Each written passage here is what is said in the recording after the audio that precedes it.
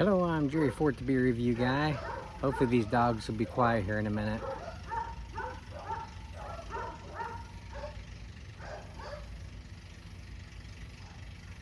I don't know what they're barking about.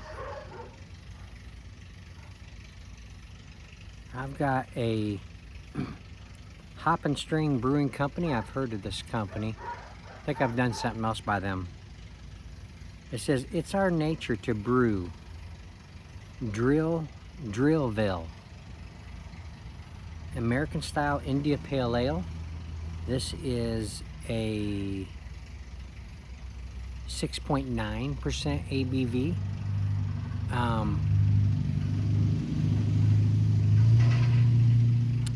It says on the back, this refreshing brew can be enjoyed all day long, whether you are at One Oak Field, watching a baseball game, or at home with the family.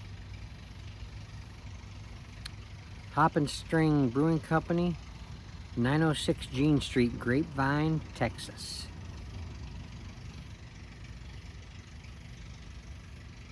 $70 IBUs. My nephew, David, gave me this when we were over at him and his wife Stacy's house for dinner. They were showing us their new house and stuff, and he also gave me that Samuel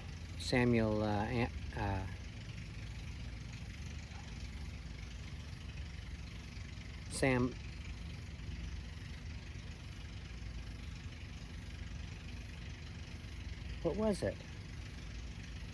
What is Samuel Adams, was it?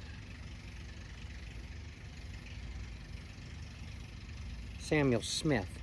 Samuel Smith? Samuel Smith.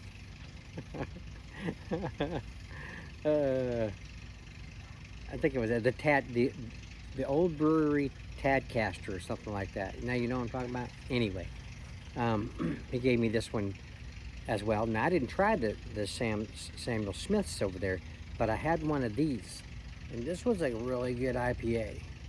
Really good.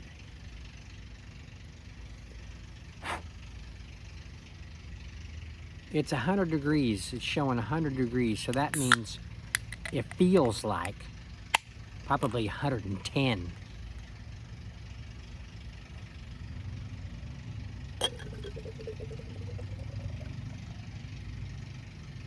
Yeah, this was a very enjoyable IPA. 6.9.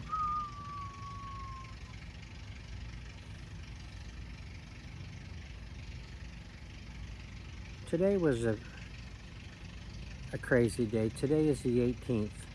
I don't know when I'm going to upload this. August 18th. This is the first day of the semester for the college. So yeah, we were packed.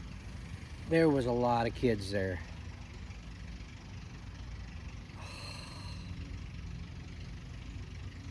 Nice hop aroma.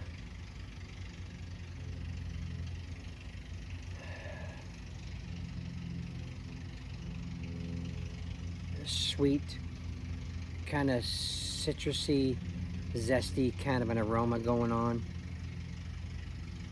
Very aromatic.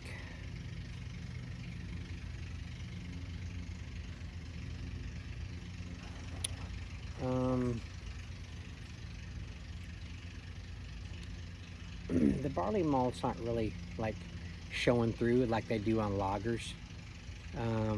It's mostly just real big hop characters coming through.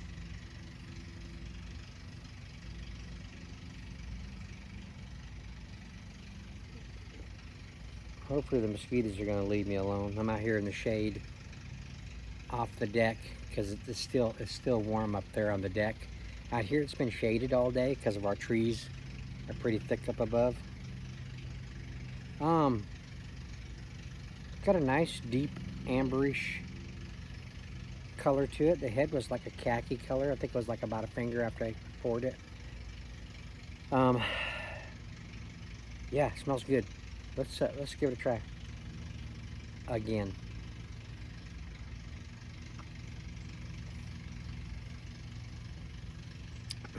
Light carbonation, medium body, sweet up front. Lingers off into some hoppy bitterness on that back end. It's not big. I wouldn't have guessed this is even 70 IBUs, but I guess that's what it is.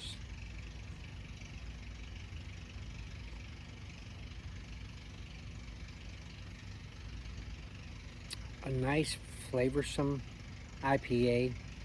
It just has some really good flavor profiles coming through. It's just smooth for an IPA. Very drinkable. A 6.9, you know, it's not one you want to just suck it down, you know, you just take your time. Because yeah, you'll get a little bit of a buzz from this 6.9er.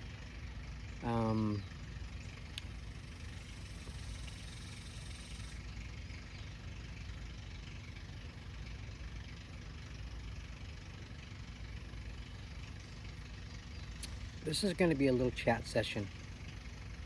I wanted to tell you guys about some of this stuff before it gets to the point where I'll forget. This just happened today, so it's fresh in my mind. So I wanted to get it off my chest. All right, so first thing is I went to Sherwin-Williams to get some paint today, and I'm there at the counter, and I get a phone call from the carpenter. He says, I can't remember exactly how he said it, but he's asking me if I have the truck, the college truck, and I was like, yeah. He said, okay, good. Well, that's okay, but we thought somebody had stolen it. I was like, really? No, I got it.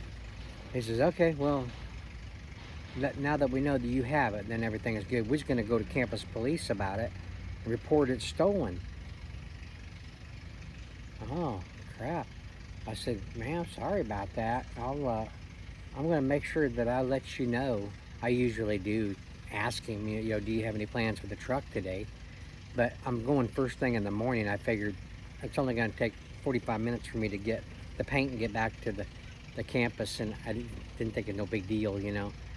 But yeah, it was just kind of funny. He keeps the keys in his office locked up in the drawer, in his desk drawer. So it just seemed a little bit outrageous to think that someone broke into his office and knew where the keys were and stole the truck. But we didn't know if maybe it was one of our district manager, our district facility manager, or you know, the district manager, because sometimes he can do that. He'll know where the key is, and he could you know, take the truck for something, not let anybody know. But so yeah, that happened.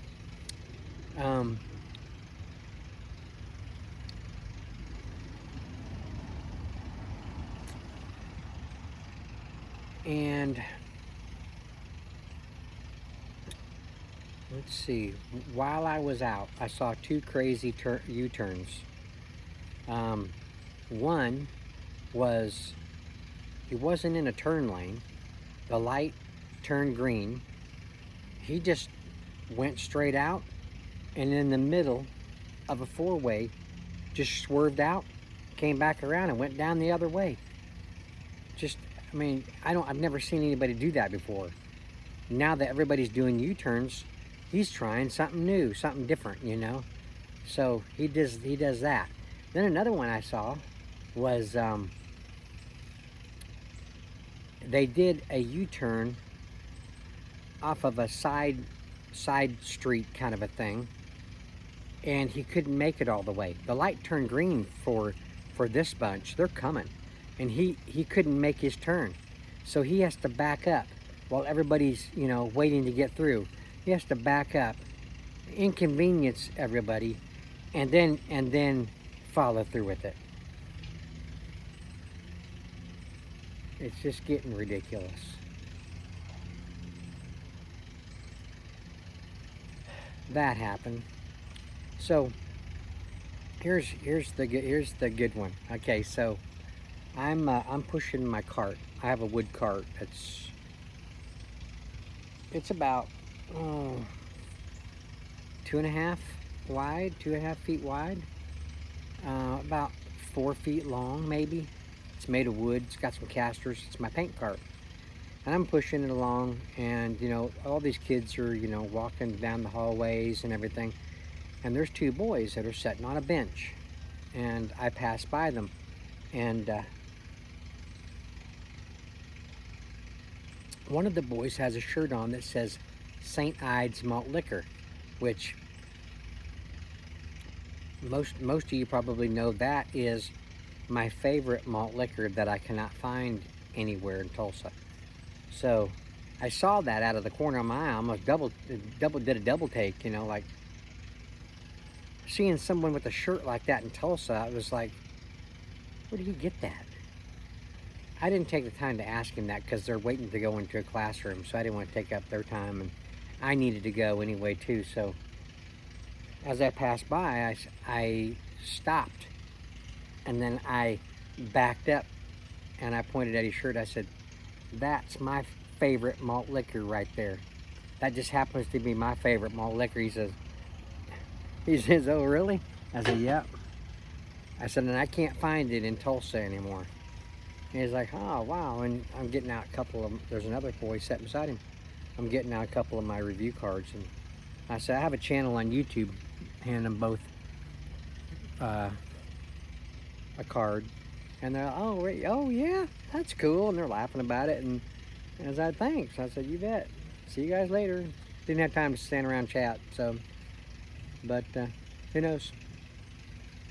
Maybe they'll subscribe. Some of you are like, yeah, you're getting people to subscribe to your channel you're gonna like retire from here soon. That's rude, Jerry.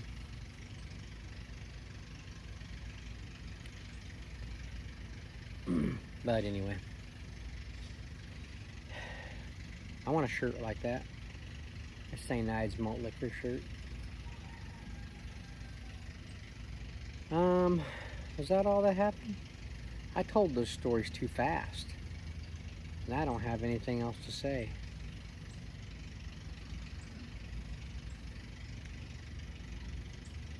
Got my wife's car sitting out here. Hopefully Dustin will get by tonight to fix it. It's a 2001 Honda Accord or Honda Civic. Crap, I can't remember. I'd have to look at it. The back of it.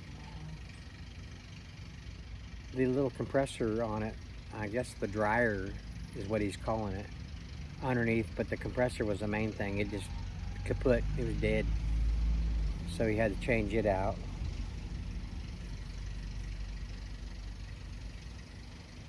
So hopefully it'll all go smoothly, and she'll have some air conditioning in her car. She's been without it for maybe 3 years. Put up with it. The heater works good in the wintertime is when I drive it, because it's really good on snow, maybe a little ice, but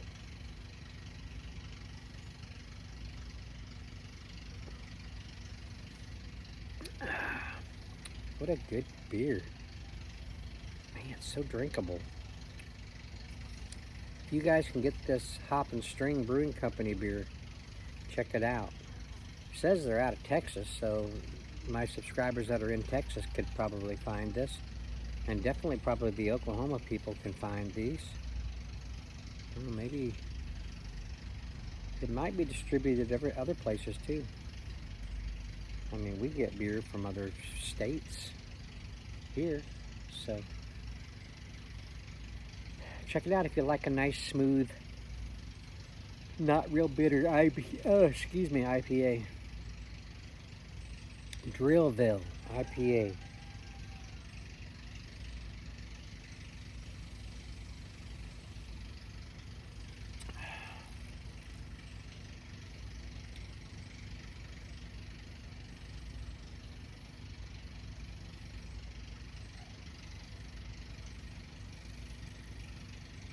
It's a tarantula hunter just flying around me out here. There's no tarantulas out here. Move along. Or tarantula hawk, I guess you call them.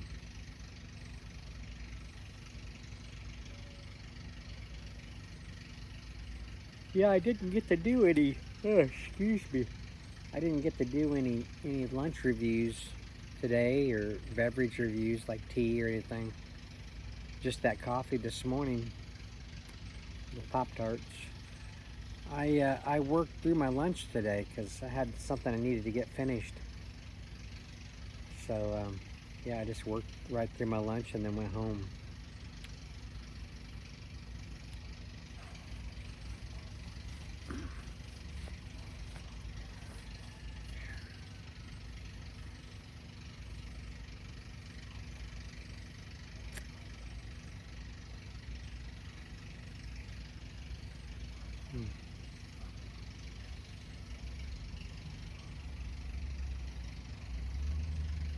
Do I have any more to say? That's what you're wondering.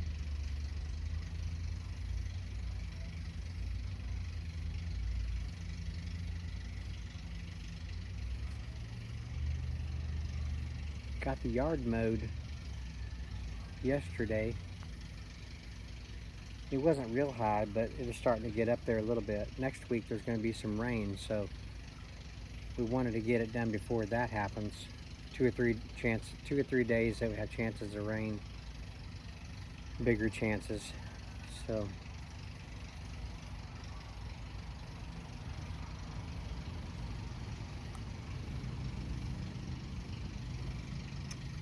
Jay Terrio sets out in his yard, but I think people can see him, well, maybe kind of like the same thing. They can see him where he's sitting, and I think I've seen him like wave at people before or something.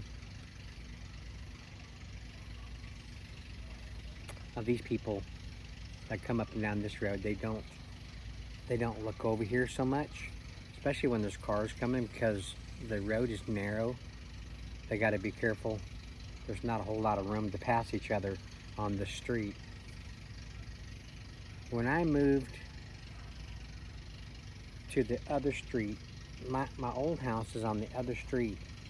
And when I first moved into that street over there, the road was a dirt road.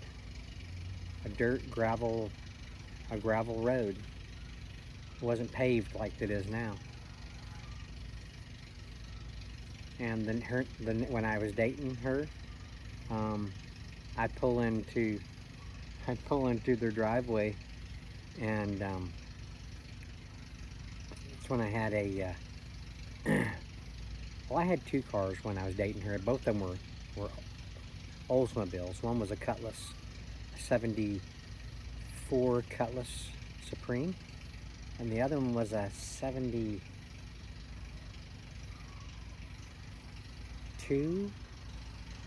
Cutlass Salon, S-A-L-O-N, and it had these silver louvers on the hood. It was really cool. It had the air shocks in the back, and it was a fun car. Had metallic gray paint on it, single exhaust. My Cutlass Supreme was a dual exhaust. I had fun with both of those cars. But anyway, I would pull into your driveway and kind of, pick up some dust and stuff. I do the same thing when I left. And Ruthie told me that the neighbors that lived on the other side from where she lived would complain about me doing that. But yeah, we moved into the house that she lived in when I was dating her. So that was pretty weird. Her folks moved out to a little town called Kellyville, and then when they did that, they let us move into the house. So we moved in there after we got married back in 1985. Whew. It's sultry out here, man.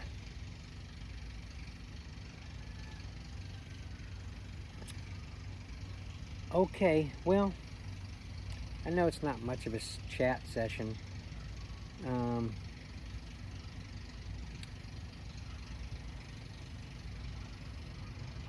thought I was going to have more to say, but my little stories just were too fast.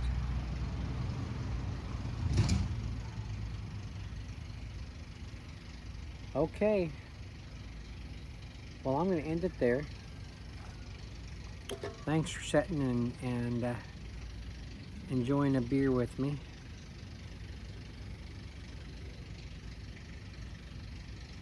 Thanks to David, my nephew, for giving me one of these to review. And we will see you all on the next one.